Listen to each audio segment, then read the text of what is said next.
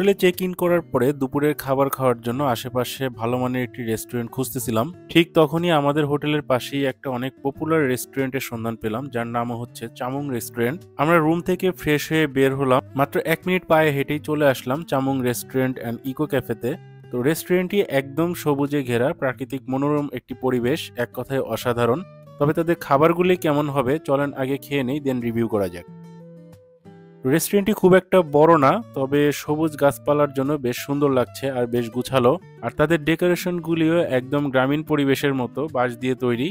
তো দুপুরে এখন তাদের বাংলা খাবারগুলি অ্যাভেলেবল ছিল, আমরা আসতে অনেক দেরি করে ফেলেছি, ইতিমধ্যেই তাদের বেশ কিছু আইটেম শেষ হয়ে গিয়েছে। তো যাই হোক, অর্ডার করা যাক এখন। তো আমরা এইখানে অর্ডার করলাম একটা ভর্তা থালি, 2টা চিকেন সাত করা, এটা নাকি সিলেটের ট্রেডিশনাল খাবার, দেন একটা তারকা ডাল, আর সাথে ছিল সাদা ভাত। চিকেন আর হাঁস ছাড়া কোনো কিছু এখন অ্যাভেলেবল ছিল না।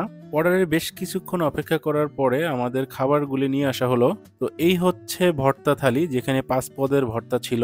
ভর্তাগুলি একটি মাটির প্লেটে কলার পাতার উপরে সুন্দর করে পরিবেশন করা হয়েছিল, দেখেই মনে হচ্ছে ভর্তাগুলো অনেক টেস্টি হবে। তো এইখানে ছিল আলু ভর্তা, কাঁচকলা ভর্তা, এটা বেগুন ভর্তা, টমেটো ভর্তা আর একটা শুটকি ভর্তা। এই ভর্তা থালির দাম পড়েছিল 130 টাকা। 130 টাকায় এই 5 পদের ভর্তা, প্রাইস আমার কাছে রিজনেবলই মনে হয়েছে, আর ভর্তাগুলির টেস্টও ছিল অসাধারণ।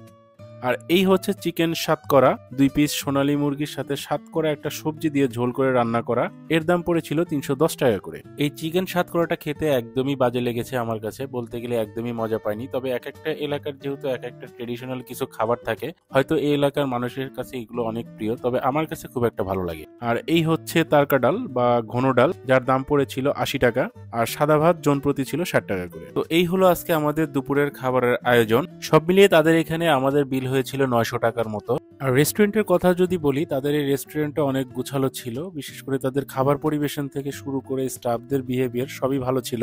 সো আপনারা যারা শ্রীমঙ্গল ঘুরতে এসেছেন এবং এই চামুং রেস্টুরেন্ট একবার ভিজিট করেছেন, তাদের এক্সপিরিয়েন্স গুলো অবশ্যই আমাদের কমেন্টে শেয়ার করতে ভুলবেন না।